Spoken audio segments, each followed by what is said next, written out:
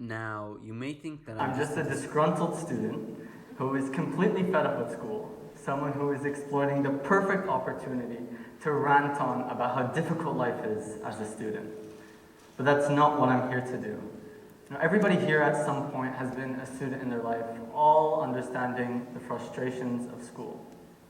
And here at Uptown, we have students that come from so many different backgrounds, and along with that come so many different ways of learning. If our students learn in so many different ways, then why do we judge so rigidly?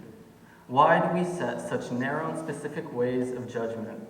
And why are our education systems around the world so alike? Homework and standardized tests are practically something that we can see in any school we go to around the world. If our education systems around the world are so alike, and our students learn in so many different ways, then surely there are students who are not in the best environment to learn. Students who may not be able to reach their full capacity. Any parent that sends their child to school should know how their child learns. Of course, parents go to parent-teacher conferences, they receive report cards, but they don't sit in the classroom as their child learns. They don't tag along to every lesson that their child goes to, and really, they don't fully understand how their child learns, and potentially, how a different environment could maximize their specific ways of learning. Okay, so if you don't know how your child learns, surely you can check how successful they are. Again, parents go to parent-teacher conferences, they receive report cards, they talk to other parents about where their children are at, and they sort of get an idea as to where their child is at. Your child may be an average student in relation to the rest of the school, but how does your child rank on the world scale? Currently, UAE is ranked 45th in the world in terms of three main aspects: maths, reading, and science. And quite admittingly, that's really good for a country that only celebrated its 47th birthday 2 days ago. But what steps need to be taken to reach the ranks of countries like Canada, Finland, and Sweden? Now, last year we had a new student named Josephine, and she was from Sweden. It was the first time she was in Dubai, and what surprised me and so many other students was how fast Josephine hit the ground running. Within 3 months, Josephine had an excellent point score in seemingly the most academically rigorous year of MYP, and passed all top students with ease. Her ability to learn new concepts was the most surprising. She learned things much quicker than other students, and would ask questions me and so many other students would assimilate instantly without questioning. Now, Sweden's a country part of a cluster of successful countries in education like Norway and Finland, with Finland being the top ranking within those Scandinavian countries. But of those countries, one gives out absolutely no homework: Finland. Finland has largely used unorthodox methods to produce some of the best learners in the world. No homework, a little weird, I have to admit. Why take away something as important as homework? A tool which helps extend learning outside of school. But students now in grade 9 and above receive between the range of 2 to 5 hours of homework per day. And if they don't do it on the day, it just accumulates to the weekends. And younger students are facing shorter but similar hours to prepare themselves for the amount of work that they'll face in high school. In Finland, again, there is no homework. All the work is done right then and there at school.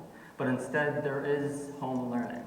Learning does extend past school life, but doesn't need to manifest itself into homework.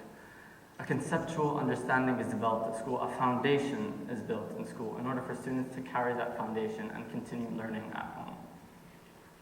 A student may go home and decide to climb a tree if they wanted to. But as they climb that tree, they can learn about new insects and use what they've learned in school to know not to disturb, and perhaps if they're scared of the insect, know the places to avoid. In another sense, the conceptual understanding, the conceptual foundation that is being developed at school is not forcibly explored through homework, but is subtly explored by the students themselves. They begin their own learning journey, not work given to them by teachers on something that they might not want to do. Homework was first originally created in 1095 to help students learn and do better in school, but sadly, most of the time, that isn't what it is today.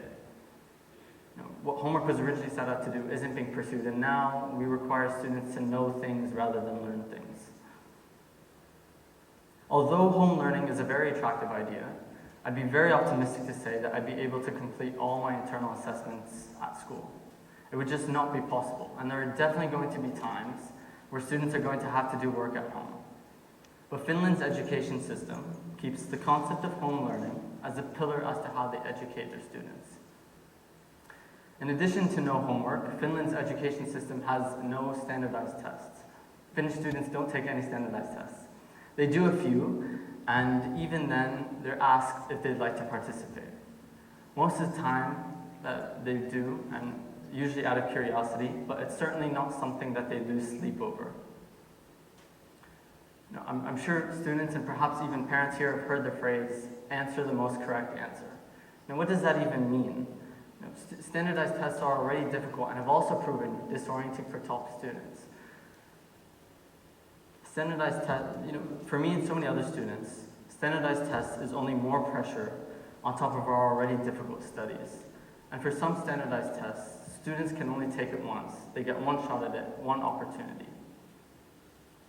A well-known author, Michael Moore, documented his visit to a Finnish school and asked Finnish students how else would they answer a question if the answer wasn't already on the page, as it would be on a standardized test. And they simply said, we write down the answer. In addition to the unorthodox elements of Finland's education system, there are no private schools in Finland. Every school is public. This really ensures that there is a good standard in every school, and that there isn't a small minority of successful schools with top students.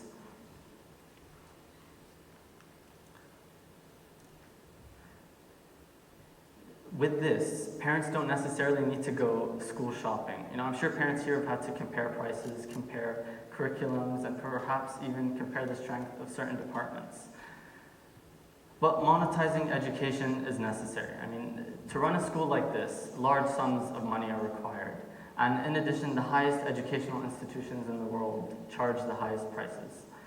But I think what's to learn from Finland's public education system is that access to education is vital. We must learn that private and public schools should not grow farther apart, but should rather progress together, face common challenges together, and eliminate any imbalances between the two. Every child should have the opportunity to learn, and monetizing education further and further creates more and more divisions between economic classes and makes education as a whole more difficult to access. If we are nurturing the minds of the future, the very last thing we want to do is make it more difficult for them to access education. No homework, no standardized tests, and more equality in the accessibility of quality education have all produced the #1 best education in the world. An education that produces students who come to places like here and climb to the highest point scores. Students who understand rather than dare not question. We as a community, parents, educators, and most importantly, us students, must learn from other countries, must learn from the data that's been produced, and use reason that there are different ways to approach education. Education cannot remain a rigid system to educate this world's future. As we face more and more problems like global warming, poverty, and corruption, education should be as daring as the students who learn from it. Thank you.